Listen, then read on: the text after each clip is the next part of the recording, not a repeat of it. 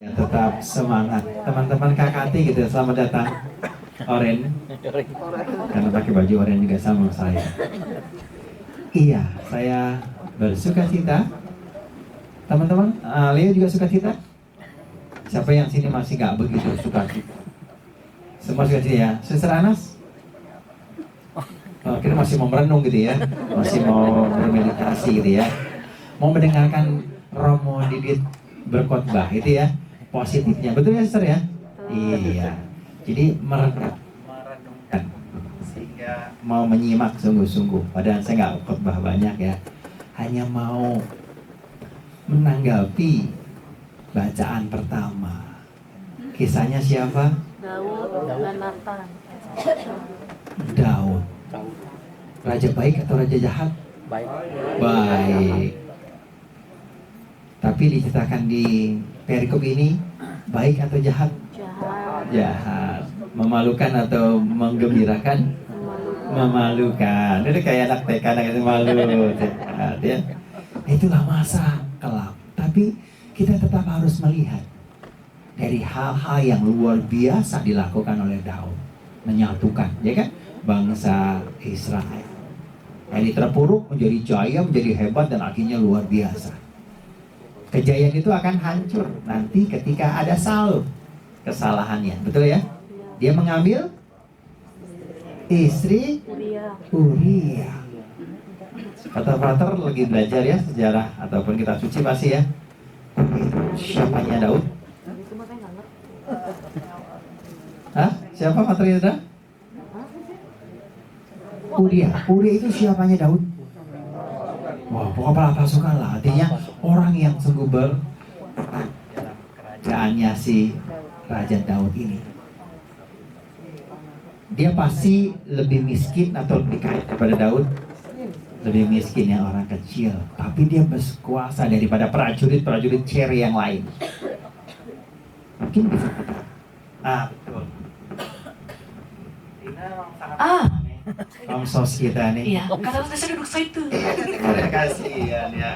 Aduh, semoga langsingnya seperti saya besok-besok, amin gitu ya. Karena hatinya sudah mulai langsing tergerak. Tahu romonya udah gerak-gerak begini, yang lain nggak peka gitu ya. Itu nih dibuang aja Nes ya. Minta Romo Samadi untuk diganti sehingga nggak mengganggu apa yang disampaikan oleh narasumbernya kalau ada bicara. Tapi bukan narasumber, imam, moderator kah? Tepuk tangan dong. B aja kali. Nah teman-teman yang terkasih, karena Raja Daud itu luar biasa, dia bisa menyatukan kehebatannya. Karena manusia pasti punya keilafan, kesalahan, nggak sempurna. Maka ketika melirik, nah ceritanya ada tuh. Jadi istrinya Uria lagi mandi. Tahu aja yang bisa ngeliat orang mandi ya. Aduh luar biasa gitu ya. Yang nggak cowok nggak cewek gitu ya. Aduh pasti itu menggiurkan. Godaan-godaan itu para frater. Udah pernah lihat ada yang mandi nggak? Ada teman saya sendiri gitu ya. Lagi camping ya kan. Nah lagi live in ya. Itu pasti ada yang menarik. Kata Indra manggut-manggut ya. Ini faktornya KKT loh. Ya, tepuk tangan juga dong faktornya sudah. Terima kasih ya Satria. Nah, disinilah letaknya bagaimana kita itu juga sering terganggu. Karena rumput sebelah, tetangga sebelah lebih rimbun, lebih hijau. Kadang-kadang gitu kita ngelirik gitu, lebih cantik dan sebagainya. Manusiawi, wajar ya. Daud aja orang hebat jatuh dalam dosa, maksud kita enggak. Nah, belajar dari kesalahan Daud, mari kita lihat bagaimana dia itu sungguh menjadi raja yang hebat juga. Ketika Nathan diutus, lalu kasih perumpamaan, ada dua orang ya, punya kambing, punya domba dan sebagainya. Yang satu miskin, tapi diambil sama orang yang kaya ataupun yang lain. Nah itu persis. Aku akan hukum, kata Daud ya, orang yang melakukan itu. Marah. Orang kecil masih ditindas, masih diambil kambingnya. Karena dia nggak mau kekayaannya tuh rugi, ambil. Dan inilah saya berharap teman-teman, kalau mau punya sesuatu, berikan. Jangan mengambil dari kekurangan, dari kemiskinan orang lain. Apalagi tidak jujur. Aduh, ini yang terjadi. Daud marah. Tapi yang terjadi pada diri Daud lebih parah lagi. Dia mengambil kebahagiaan seorang Uria. Bisa dibayangkan. Uria tuh jujur, layak, taat kepada rajanya. Kamu di baris depan, siap, gitu ya. Karena akal bulusnya seorang Daud. Kalau di akal depan, lalu tentara-tentaranya dia sebagai pemimpin loh, sebagai presidennya. Maka sangat wajar pada saat-saat ini teman-teman. Teman-teman juga. Kalau Anda sebagai pemimpin KKT, sebagai pengurus, sebagai orang yang ditunjuk Tuhan, punya kewenangan ini itu. Jadi bertindak seperti Daud. Apa yang terjadi? Anak-anaknya kekayaan akan habis. Dan itu terjadi. Itu kamu, kata Nathan. Kamu mengambil istri Uria. Aduh ampun Tuhan, ampun Nabi, kata si Daud ini. Semua akan habis dan sebagainya. Di kalimat terakhir, Daud akhirnya bertobat. Allah masih sayang nggak? Masih, jelas. Tapi apakah belajar dari Daud itu kita juga harus melakukan sebuah kejahatan baru kita mau? Betul. Bapak Ibu sekalian, mari kita belajar. Daud masih dicintai karena apa? Allah sayang. Dia akan menghukum umatnya, hambanya yang mau bertobat. Karena lebih bahagia satu orang bertobat daripada 99 orang benar nggak bertobat. Teman-teman yang berkasih, kisah Daud mari jadi kisah kita juga. Dia nggak makan. Selamat datang Romo Guntur. Ya, Proter Guntur dulu ya. Selamat jalan. Selamat nanti sebelum balik lagi. Kita semua itu bersyukur luar biasa. KKT dicintai, tapi saya berharap sungguh-sungguh mari kita bangun hal-hal yang buruk, hal-hal yang kurang kita bangun. Soal kejujuran, kedisiplinan. Kalau misalnya jam 10 disiapkan. Amin. Setuju ya? Semuanya pasti akan rapi kalau sungguh dilatih dengan baik. Datang tepat waktu, sungguh belajar untuk mengadili ataupun menyadari kekurangan dan akhirnya bisa minta maaf. Daud itu belajar luar biasa. Dia seorang raja yang hebat, tapi dia mau tidur di tanah. Dia nggak mau, padahal dia punya sofa, dia punya tempat tidur, dia punya kamar yang pasti juga makanannya juga berkelimpahan. Tapi dia menyadari kesalahannya, dia tinggalkan semuanya itu. Dia mau kembali kepada Tuhan yang memilihnya. Kita baik bertanya, bagaimana Daud dipilih ya? Dia mengalahkan siapa? Goliat, orang yang besar. Rasanya nggak mungkin. Tapi karena kecintaannya, keyakinannya, kepasrahannya kepada Tuhan, dia menjadi raja yang luar biasa. Tapi jatuh di akhir hidupnya. Sama raja-raja kita juga seperti itu.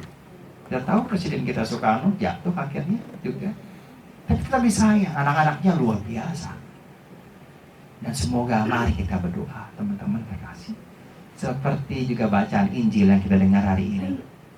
Yesus tidur santai di perahu ya. Padahal ada ombak, ada topan dan lain sebagainya. Setia. Di akhir, biar tidak panjang-panjang, siapa gerangan orang ini? Teman-teman, kalau kita memilih Yesus yang menjadi pimpinan tertinggi kita, satu santai, Giuseppe dan akhirnya itu mau mengikuti Kristus. Kita nggak sebagian, kita kecil di hadapan satu pelindung KKT yang dipilih bersama-sama. Mari kita belajar juga dari keseriusan dia menangani, menemani teman-teman yang terpenjara, bukan malah sebaliknya. Bukan hanya pengurusan, organisasi dan akhirnya kita bisa hebat, kita bisa foto, kita bisa nyumbang, kita bisa memberikan ini dan sebagainya. Enggak. Tapi kita bisa memberikan diri kita, waktu kita, ketertiban kita, kedisiplinan kita untuk warga-warga binaan yang sudah jatuh, terpuruk, nggak ada putus asa. Mari kita bangkitkan mereka. untuk percaya lagi, untuk kembali, dan Tuhan menyayangi mereka. Kita hanya alatnya sederhana. Tapi ketika ia dibebaskan dan akhirnya dia menjadi orang hebat dan lupa lagi, mari kita ingatkan. Kalau tidak ya sudah, sama seperti Daud itu. Para muridnya juga akan ditegur sama Yesus. Mengapa kamu nggak percaya? Kenapa kamu takut? Aku ada di sini, teman-teman yang terkasih. Kalau kita percaya Tuhan mendampingi kita, saya dipilih, diminta untuk mendampingi teman-teman moderator dengan gaya saya seperti ini. Nggak bisa. Teman-teman harus ngotot kayak gini dong, kayak gitu sebagainya. Enggak. Saya sayang dengan teman-teman di KKT, dengan para warga binaan. Bukan karena pengurusnya, bukan karena Bu India minta saya, bukan karena orang-orang baik di sekitar kita, enggak. Tapi karena warga binaan itu. 24 tahun yang lalu saya memulai ketika jadi pastor muda. Enggak ada fakta, belum lahir kali ya, yang 24 udah lalu. Ah, belum lahir, bayangin. Belum lahir. Saya sudah melayani. Ya benar ya, belum lahir dokter ya? Belum. Dalam pembuatan. Dokter Indah tahun berapa lahirnya? Oh, 2001. Saya sudah 2000 pertama melayani. Ya Allah, tua banget ya kelihatan ya. Ke Salemba. Bawa 2 Supromi setiap kunjungan. Mereka senangnya luar biasa. KKT juga belum ada. Dia pelan-pelan bertumbuh. Pelan-pelan akhirnya di Tangerang. Kadang-kadang saya juga ke Bandung waktu itu pertama-tama. Lalu diajak Pak Vincent kita ke Medan ataupun ke tempat-tempat yang lain. Hanya mau apa? Mau biar Kristus itu bisa masuk ke dalam lapas rutan itu. Biar kita diperkenalkan. Firman Allah masuk. Dan itu harapan saya semua untuk teman-teman pengurus dan juga teman-teman yang setia. Kita akan menjadi orang-orang hebat ketika kita mau ngikut nyantel aja. Seperti keledai-keledai. Dia dilulukan, dipuji, disembah. Karena Yesus ada di atasnya. Bukan karena dia hebat. Kuda lebih hebat. Tapi keledai lebih dipuji ketika dia mau memberikan dirinya untuk Yesus yang menyelamatkan, yang menjadi Raja segala raja. Amin. Kemuliaan kepada Bapa dan Putra dan Roh Kudus seperti pada permulaan, sekarang, selalu dan sepanjang segala abad. Kita bangkit berdiri, kita akan panjatkan doa-doa.